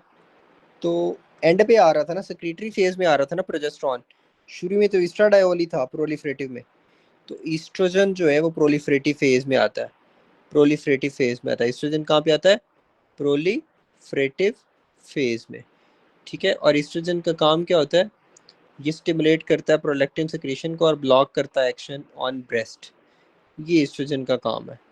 जबकि प्रोजेस्टेरॉन का जो काम होता है उसका निमोनिक है MSD, M for maintenance of thickness of endometrium, S for secretory phase और D for development of alveoli and lobules. Maintenance of thickness of endometrium, secretory phase और development of alveoli and lobules, ठीक, याद रह जाएंगी बातें। Oestrogen का काम मैं रिपीट कर देता हूँ, ईस्ट्रोजन जो होता है वो प्रोलिफरेटिव फेज के लिए होता है ना, तो ये क्या करेगा, ये प्रोलैक्टिन की सिक्रीशन को स्टिमुलेट करेगा और उसके अलावा जो है ये मेंटेन करता है प्रेगनेंसी को और development of breast fats deposition और सेकेंडरी सेक्सुअल कैरेक्टरिस्टिक्स जो होता है ना वो ईस्ट्रोजन का काम, ठीक। कोई क्वेश्चन किसी का, अभी तक जितनी मैंने बातें बताई कोई क्वेश्चन किसी का।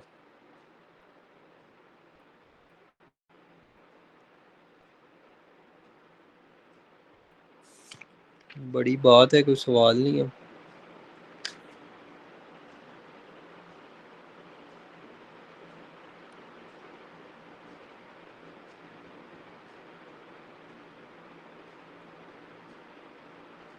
सर ईस्ट्रोजन का निमोनिक क्या है, जैसे उसका MSD या मिसाल हम करते हैं प्रोजेस्टेरॉन का, तो देखिए ईस्ट्रोजन का एग्जैक्ट निमोनिक क्या है? देखिए अभी जो है ना, अभी जो डायग्राम आपके सामने है, डॉक्टर वकार प्लीज़ आप वो डायग्राम ज़रा दिखाएं।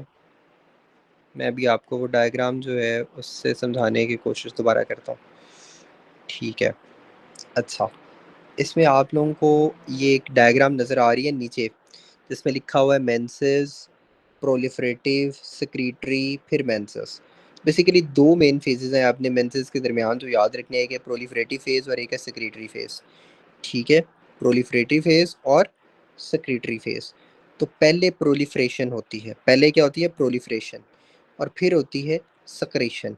सो प्रोलिफरेशन में जो चीज़ आएगी, प्रोलिफरेशन में जो चीज़ आएगी, ABCDEF GHIJKLMNOP, ABCD तो आती है ना, तो प्रोलिफरेशन फेज में जो चीज़ आएगी वो ABCD में भी पहले आएगी, ईस्ट्रोजन।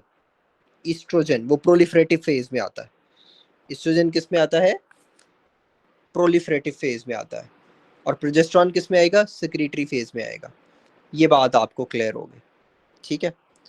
अब जब ईस्ट्रोजन जो है वो प्रोलिफरेटिव फेज में आएगा तो ईस्ट्रोजन ने क्या करना होता है, प्रोलिफरेशन करनी है, प्रोलिफरेशन ऑफ ब्रेस्ट, जिससे ब्रेस्ट डेवलप हो जाएगा, प्रोलिफरेशन ऑफ फैट्स और सेकेंडरी सेक्सुअल कैरेक्टरिस्टिक्स, तो उसकी वजह से क्या होगा, फैट डिपोजिशन और सेकेंडरी सेक्सुअल कैरेक्टरिस्टिक्स की डेवलपमेंट हो जाएगी, ठीक है। और ये स्टिमुलेट करता है प्रोलैक्टिन सेक्रेशन को, ईस्ट्रोजन। तो ये बेसिकली ये जो होती है ना, ये प्रोलिफरेशन वाले सारे काम जो है वो ईस्ट्रोजन के होते हैं। जबकि प्रोजेस्टेरॉन जो होना है उसने आना है सेक्रीटरी फेज में, तो उसमें एमएसटी है, maintenance of thickness of endometrium, secretory phase और development of alveoli and lobules, ठीक है। तो ये बात है। सेकेंडरी सेक्सुअल कैरेक्टरिस्टिक्स के साथ एमसीक्यू आता है कि who which of the following hormone causes secondary sexual characteristics, तो उसमें ईस्ट्रोजन भी होता है, प्रोजेस्टेरॉन भी होता है, तो आपको पता होना चाहिए कि वो ईस्ट्रोजन है, ठीक। अच्छा, अब ईस्ट्रोजन की ना कुछ वेरिएशंस होती हैं कि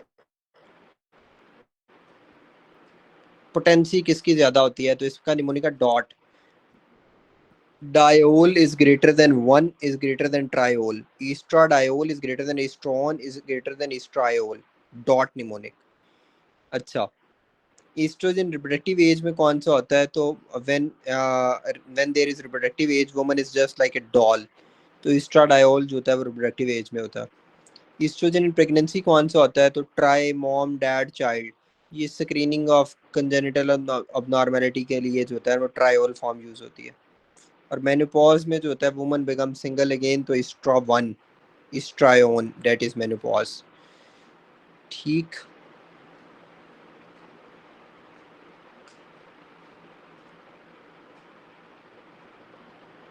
DOT dot, diol is greater than oestrone is greater than oestriol, ये पोटेंसी के लिए होता है कि सबसे ज्यादा पोटेंट कौन सी फॉर्म है, तो dot, diol is greater then 1 is greater then triol, ठीक हो गया।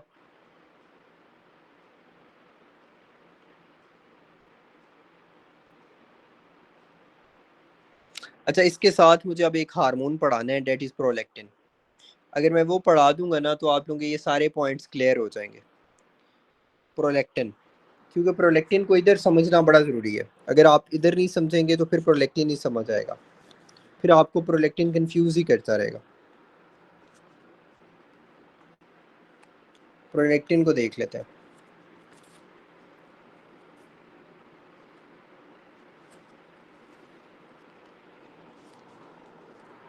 प्रोलैक्टिन को ना मैं 1 मिनट या 2 मिनट में बताऊंगा। प्रोलैक्टिन के 2 मेन काम है। प्रोलैक्टिन, लैक्टिन, लैक्टिन वर्ड जो होता है वो मिल्क के लिए यूज होता है, तो ये मिल्क प्रोडक्शन के लिए होता है। तो मुझे बताएगा कि मिल्क लेट डाउन के लिए कौन सा हार्मोन होता है, तो सर प्रोलैक्टिन ही ऑक्सीटोसिन। होता है। Oxytocin, amazing amazing amazing amazing. Oxytocin वो milk ejection, milk let down के लिए होता है, जबकि मिल्क प्रोडक्शन जो होती है वो प्रोलैक्टिन की वजह से होती है। अच्छा अच्छा, अब आप लोग मुझे एक बात बताएं कि प्रोलैक्टिन जो है वो मिल्क प्रोडक्शन करके तो एक अच्छा काम कर रहा है, लेकिन प्रोलैक्टिन ने क्या करना होता है कि जब ये अच्छा काम कर रहा होता है, मिल्क की प्रोडक्शन कर रहा होता है, तो इसने क्या करना होता है, इसने बाकी सारे जो फीमेल के काम है उनको डाउन रेगुलेट कर देना है। सारे सारे काम डाउन रेगुलेट किस किस को करेगा, एफएसएच को और एलएच को, ताकि मेंस्ट्रुएशन ना हो। सही है, जब प्रेगनेंसी होती है तो क्या होता है, मिल्क प्रोडक्शन होना शुरू हो जाती है, यानी मिल्क का बनना शुरू हो जाता है, और जो मेंस्ट्रुएशन है वो नहीं होती, तो डाउन रेगुलेशन हो जाती है एफएसएच और एलएच की, जिसे कहते हैं लैक्टेशनल एमनोरिया। अच्छा, अब सीपीएसपी क्या करता है, सीपीएसपी क्या करता है, कॉन्सेप्चुअली आपको पता होना चाहिए कि गोनेडोट्रोपिन रिलीजिंग हार्मोन कम होगा, गोनेडोट्रोपिन रिलीजिंग हार्मोन कम होगा या प्रोलैक्टिन ज़्यादा होगा, तो ये दोनों चीज़ें जो है वो लैक्टेशनल एमेनोरिया करती हैं। लेकिन एमसीक्यू में जवाब में दोनों चीज़ें दी होती हैं, तो आपने सीक्वेंस कौन सा फॉलो करना है, तो उसमें जो मोस्ट सुटेबल है वो increase prolactin is greater than decrease GnRH. कि लैक्टेशनल एमेनोरिया जो होता है यानी absence of menses due to lactation, वो किस हार्मोन की वजह से होते हैं? उसमें लैक्टेशनल एमेनोरिया का अगर वर्ड आया तो उसमें प्रोलैक्टिन ही डेफिनेटली पहले आएगा। Increase prolactin is greater than decrease GnRH. Clear हो गया ये सीक्वेंस? अच्छा, अब जब प्रेगनेंसी होती है तो प्रोलैक्टिन इनहिबिटरी फैक्टर नहीं होता, सही है। हाइपोथैलेमस से सिर्फ एक नहीं दो, बल्कि एक प्रोलैक्टिन इनहिबिटरी फैक्टर और एक सोमैटोस्टैटिन, ये दो आ रहे होते हैं। बहरहाल जब प्रेगनेंसी होती है there will be no prolactin inhibitory factor. Prolactin inhibitory factor is nothing but your dopamine. Prolactin inhibitory factor जो होता है वो सिंपल डोपामीन को ही कहते हैं। यानी जब प्रेगनेंसी होगी तो प्रोलैक्टिन इनहिबिटरी फैक्टर नहीं होगा, डोपामीन नहीं होगा। जब डोपामीन नहीं होगा तो प्रोलैक्टिन क्या होगा? ज़्यादा होगा, मिल्क प्रोडक्शन ज़्यादा होगी। जब भी बेबी डिलीवर होता है तो फीमेल जो होता है वो फ़ौरन से मेंस्ट्रुएशन स्टार्ट करती है? नो, 6 महीने से 1 साल तक कोई मेंस्ट्रुएशन नहीं होती, क्योंकि प्रोलैक्टिन जो होता है वो इनहिबिट करके रखता है एफएसएच और एलएच को, ना ही फॉलिकल डेवलप होते हैं। ठीक है, सो ये आप लोगों ने ये कॉन्सेप्ट अपने माइंड में रखना है प्रोलैक्टिन का। और प्रेगनेंसी में प्रोलैक्टिन का लेवल मैक्सिमम होता। बाकी वो प्रोलैक्टिनोमास आपको पता होने चाहिए कि अगर 1000 से कम है प्रोलैक्टिन का लेवल तो वो स्ट्रेस और ड्रग्स की वजह से होगा। अगर 1000 से 5000 है तो वो माइक्रो प्रोलैक्टिनोमा होता है, और अगर ग्रेटर देन 5000 है तो वो मैक्रो प्रोलैक्टिनोमा होता है।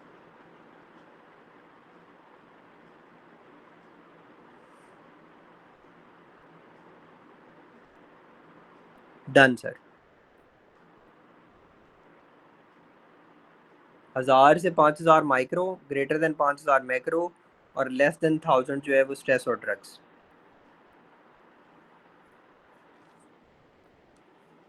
ठीक है जी, आज के लिए इतना काफ़ी है मेरा ख्याल है। 12-20 हो गए हैं, आज के लिए इतना काफ़ी है। बाकी इंशाल्लाह हम जो है वो कल कुछ अपने कॉन्सेप्ट्स बेहतर करेंगे। ठीक है, एक्सक्यूज मी सर। नटशेल में जी जी सर मुझे नेफ्रो का एक क्वेश्चन आपसे करना था, अगर आप अभी परमिशन दें तो। हाँ जी, प्लीज़ प्लीज़ प्लीज़ नेफ्रो का क्वेश्चन कर लें। हाँ सर, नेफ्रो में एक एमसीक्यूज मैं कर रही थी तो आया था कि डिहाइड्रेशन में which is the most non affected, उसमें था पीसीटी। बट सर उसमें तो पीसीटी को तो अफेक्ट होना चाहिए ना, क्योंकि वहीं से तो वाटर एब्जॉर्प्शन होती है। डिहाइड्रेशन में सर डिहाइड्रेशन में विच इज़ नॉन अफेक्टेड, उसमें पीसीटी है। अच्छा, और कौन कौन से ऑप्शन थे? सर मैं आपको 1 मिनट में निकालती हूँ।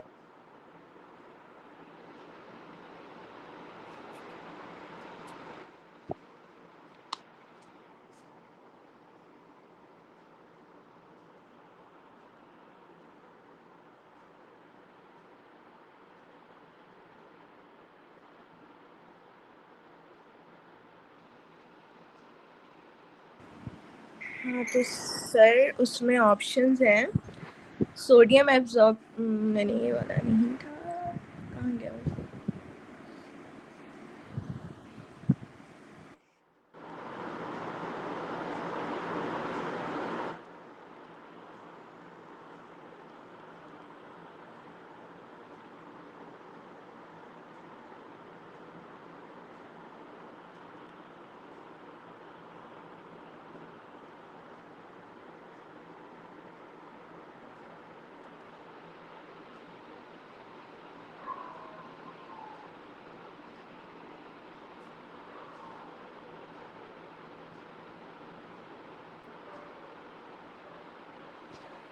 देखिए, वो आप जो मुझे स्टेम बता रही है ना, मेरे मुताबिक मेरी समझ में नहीं आ रही जो चीज़ आप कह रही हैं कि विच इज़ नॉट अफेक्टेड, तो वो पीसीटी आएगा। पीसीटी तो अफेक्ट होता है। सर 104 है रीनल फिजियोलॉजी का AA में, dehydration which is not affected, it's answer is PCT.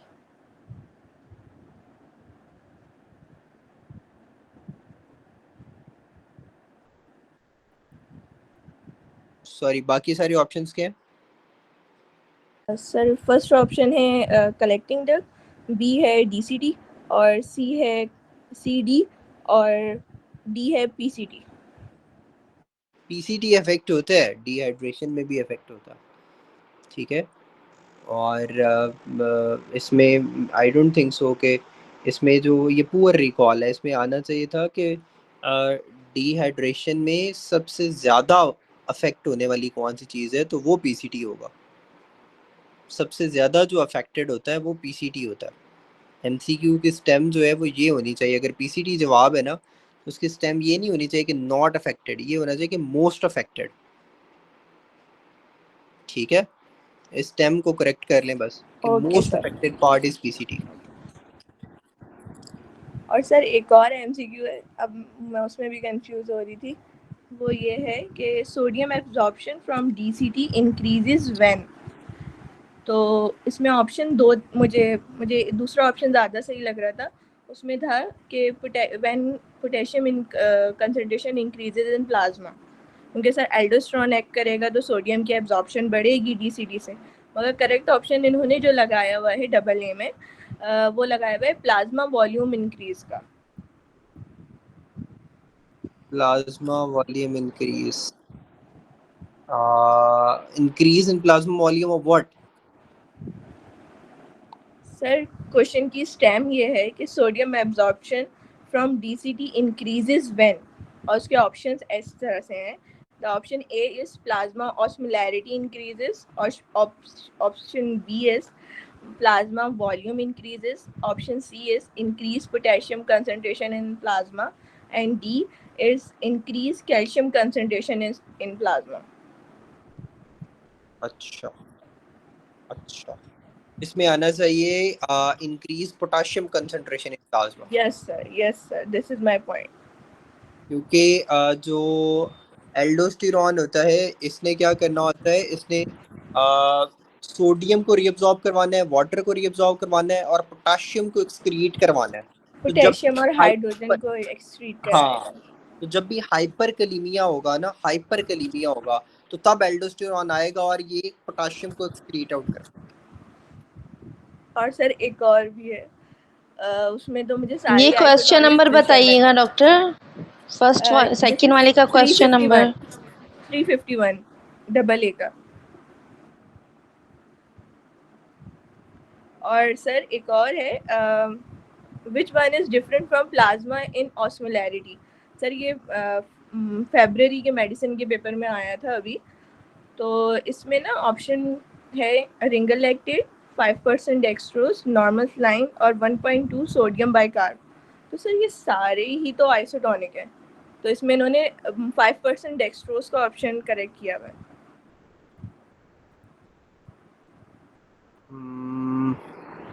इन्होंने मेरे ख्याल से कि जो अगर ये सारे ही बन रहे हैं सही जवाब, सॉरी गलत जवाब, तो उसमें उसने जो है वो मोस्ट लीस्ट वाला जो है वो चूज कर लिया है। अब आई डोंट थिंक सो ये स्टेम ये होगी, इसकी भी स्टेम कोई ना कोई डिफरेंट ही आई होगी। ऐसे तो नहीं हो सकता कि कोई भी ऑप्शन ठीक ना हो। क्योंकि सर मेरे ख्याल से तो आइसोटोनिक के लिहाज से हम देखेंगे ना, ऑस्मोलैरिटी प्लाज्मा से कौन से फ्लूइड की डिफरेंट है, और Ringer 5% dextrose, normal saline, 1.2 sodium bicarb, ये सारी आइसोटोनिक है। ये क्वेश्चन नंबर कौन से? सर ये क्वेश्चन नंबर 368। 368, लेट मी सी। और सर एक और चीज़ नेफ्रो के बारे में मैं थोड़ी जिसके लिए परेशान हो रही हूँ कि सर ये जो कंपनसेशन है, वैसे तो हम मेटाबॉलिक एसिडोसिस, मेटाबॉलिक अल्कलोसिस, वो सारी चीज़ें हम पकड़ लेते हैं, हमारा हो जाता है, मुझसे हो जाता है। मगर जब वो कंपनसेटेड और अनकंपनसेटेड की बात करता है ना, कि जैसे अगर वो मेटाबॉलिक के लिए स्पाइटली कंपनसेशन बता रहा है, तो वो मैं कंफ्यूज हो रही हूँ। अगर सर आप कोई इजी वे में मुझे ये बता दें। अच्छा, ये 368 का बीटा ही है, वो 5% dextrose is fine, that is different from plasma in osmolarity. उसमें बाकी जो है वो ठीक है, और जो 5% डेक्सट्रोज है that is your right option. Sir वो भी तो आइसोटोनिक ही है ना? नहीं नहीं नहीं नहीं, 5% dextrose is not that much isotonic, उसमें आपका वो ठीक है ऑप्शन 368 का बीटा ही है। ओके अच्छा, फिर कंपनसेशन और अनकंपनसेशन का आप पूछना चाह रही हैं। Yes sir. उसमें ना देखिए, सबसे पहले बात ये होती है कि कंपनसेटेड और अनकंपनसेटेड को एक हैक है जिससे पता चल जाता है कि ये कंपनसेटेड है या अनकंपनसेटेड है। ठीक है, वो हैक क्या है कि पीएच अगर नॉर्मल हो गई है तो वो कंपनसेटेड है, अगर पीएच नॉर्मल नहीं हुई तो वो अनकंपनसेटेड है। सिंपल सी बात है। कंपनसेशन का मतलब ये है कि पीएच नॉर्मल हो गई है, सर अनकंपनसेशन का ये मतलब है कि पीएच नॉर्मल नहीं हुई, ये टुवर्ड्स ठीक है, नॉर्मल नहीं है। ठीक है, मगर सर अगर हम निकाल रहे हैं और उसका मुझे मेटाबॉलिक एसिडोसिस लग रहा है, मगर उसकी जो कंपनसेशन है वो रिस्पायरेटरी से हुई है, तो ऑप्शन में ऐसे लिखा होता है ना कि कंपनसेटेड रिस्पायरेटरी, मगर वो बाइकार्ब की वजह से मैं उसको मेटाबॉलिक कह रही हूँ। तो मैं ये वाला पॉइंट पूछना चाह रही हूँ, अगर आप मेरा क्वेश्चन समझ रहे हैं। मैं बताता हूँ। इसमें सबसे पहले आप लोगों ने देखना है पीएच को। ठीक है, ठीक है, अब मेरी बातें बड़े गौर से सुनिए, स्टेप बाय स्टेप। सबसे पहले देखना है पीएच को। अगर ये समझ लेंगे तो ये एमसीक्यू कभी नहीं गलत होगा इंशाल्लाह। पीएच आप लोगों ने देख लेनी है कि वो एसिडोसिस है, अल्कलोसिस है या क्या है। ठीक है, पीएच अब आपको आगे गाइड करेगी कि अब आपने किस तरह से किस चीज़ को देखना है। मैं हमेशा पीएच के बाद जो है वो CO2 का लेवल देखता हूँ हमेशा। ठीक है, अब ये मैं हैक बता रहा हूँ, पूरा मैं वो समझाने नहीं बैठ रहा, मैं सिर्फ एक हैक बता रहा हूँ कि ये अगर करोगे तो इजीली कंफ्यूज नहीं होगे। CO2 का लेवल देखता हूँ। ठीक है, उसके बाद बाइकार्ब का लेवल देखता हूँ। अब आप कोई भी इधर कोई भी एग्जांपल है वो मेरे सामने लेके आए, उसका ऑप्शन मुझे ना बताएं कि जवाब क्या है, कोई भी एक क्वेश्चन लेके आए, कोई एक जो इसी वाला हो। 281 हाँ 281 ठीक है, अब देखें, patient has history of severe dyspnoea and breathlessness after 1 week. ठीक है, other symptoms resolve except dyspnoea, ABGs में पीएच 7.32 है। अब मैं फर्स्ट ऑफ ऑल माइंड में लेके आऊंगा पीएच नॉर्मल कितनी होती है, 7.35 से 4.5 तक। पीएच नॉर्मल कितनी होती है, 7.35 से 4.5 तक। अगर 7.35 से कम हो तो एसिडोसिस होगा, अगर 7.35 से ज़्यादा हो तो अल्कलोसिस होगा। तो ये 7.35 से कम है तो ये एसिडोसिस है, राइट। उसके बाद मैंने हमेशा कार्बन डाइऑक्साइड का लेवल देखना है। ठीक है, तो अब कार्बन डाइऑक्साइड का लेवल देखें वो क्या है, कार्बन डाइऑक्साइड का लेवल वो देखें क्या है, तो वो है 70। तो ये नॉर्मल कितना होता है, 35 से 45। ठीक है, तो ये हाई है, तो ये रेस्पिरेटरी एसिडोसिस हो गया। अच्छा, अब अगली बात, बाइकार्ब का लेवल। अब बाइकार्ब का लेवल नॉर्मली होता है 22 से 26 तक या 28 तक कुछ लोग कहते हैं, तो ये तो हाई है। तो जब बाइकार्ब का लेवल हाई है तो डेट मीन्स के वो उस चीज़ को कंपनसेट करने की कोशिश कर रहा है। अगर इधर ऑप्शन होता पार्शली कंपनसेटेड रेस्पिरेटरी एसिडोसिस तो मैं उसको प्रेफर करता। क्या होता, पार्शली कंपनसेट, क्योंकि पीएच पूरी नॉर्मल नहीं हुई, बाइकार्ब ऊपर जा रहा है लेकिन पीएच पूरी नॉर्मल नहीं हुई, तो this is partially compensated respiratory acidosis. लेकिन as far as I can see कि यहाँ पे पार्शली का ऑप्शन नहीं है, then you can choose compensatory respiratory acidosis. Sir ठीक है, 133 भी देख लें। देखिए आपने इस तरह तो मैं सारे ही बता दूंगा, जो भी चीज़ हो उसको ये रूल अप्लाई करके खुद करें ना। नहीं सर मैंने करे हैं खुद, मगर जैसे कोई क्वेश्चन होता है जिसमें पीएच भी बढ़ी हुई है, कार्बन मैं देख डाइऑक्साइड भी रहा बढ़ी हुई दिखाए है और जरा, बाइकार्ब भी 133 बढ़ा हुआ है, है। 133 दिखाए। ये सिर्फ प्रैक्टिस की कमी और कुछ भी नहीं, एक दफ़ा प्रैक्टिस करना शुरू हो जाएंगे चीज़ें इजी लगने लग जाएंगी। अच्छा, अब ये देखें, इसमें जो है पीएच कितनी है, 7.49। अब ये रेस्पिरेटरी मेटाबॉलिक को फिलहाल भूल जाओ, सिर्फ ये बताओ 7.49 इज अल्कलोसिस, अल्कालोसिस। अल्कलोसिस। ठीक है, अब CO2 का लेवल देखना है, CO2 का लेवल देखना है, दैट इज 60। ठीक है, अब 60 का मतलब क्या है कि ये 35 से 45 तक नॉर्मल होता है। ठीक है, लेकिन इसने जो है उसको इंक्रीज किया हुआ है ऑलमोस्ट, मतलब 60 तक किया हुआ है। ठीक है, 60 तक किया हुआ है। तो ये क्या होना चाहिए, अल्कलोसिस है लेकिन CO2 तो उसको अल्कलोसिस को वो कर ही नहीं रही, अल्कलोसिस को मतलब सपोर्ट ही नहीं कर रही, पीएच को सपोर्ट ही नहीं कर रही CO2। समझ आई मेरी बात? CO2 जी अगर सर। सपोर्ट कर रही होती तो फिर मैं कहता ना। अब पीएच किसको सपोर्ट कर रही है, पीएच कर रही है बाइकार्ब के लेवल को जो हाई है, तो ये क्या होगा, मेटाबॉलिक अल्कलोसिस। ठीक है, लेकिन CO2 ऑपोजिट जा रही है ना, उसको कंपनसेट करने की कोशिश कर रही है एसिडोसिस की तरफ, लेकिन पूरा कंपनसेट नहीं हुआ, तो ये होगा partially compensated metabolic alkalosis. Simple. Support नहीं कर रही इन ए सेंस कि पीएच जो है वो सजे पासे जा रही है, मतलब पीएच जो है वो इंक्रीजिंग ट्रेंड में है, सही है, और जो एसिडोसिस वाला ट्रेंड है वो कम होता, तो कार्बन डाइऑक्साइड जो है वो एसिडोसिस वाले ट्रेंड में है।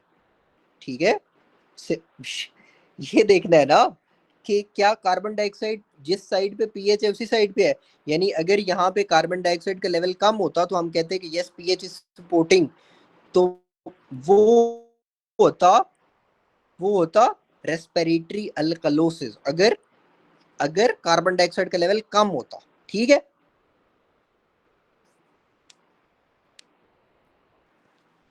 चलो थैंक यू, ओके जी, थैंक यू सो मच, अल्लाह हाफिज।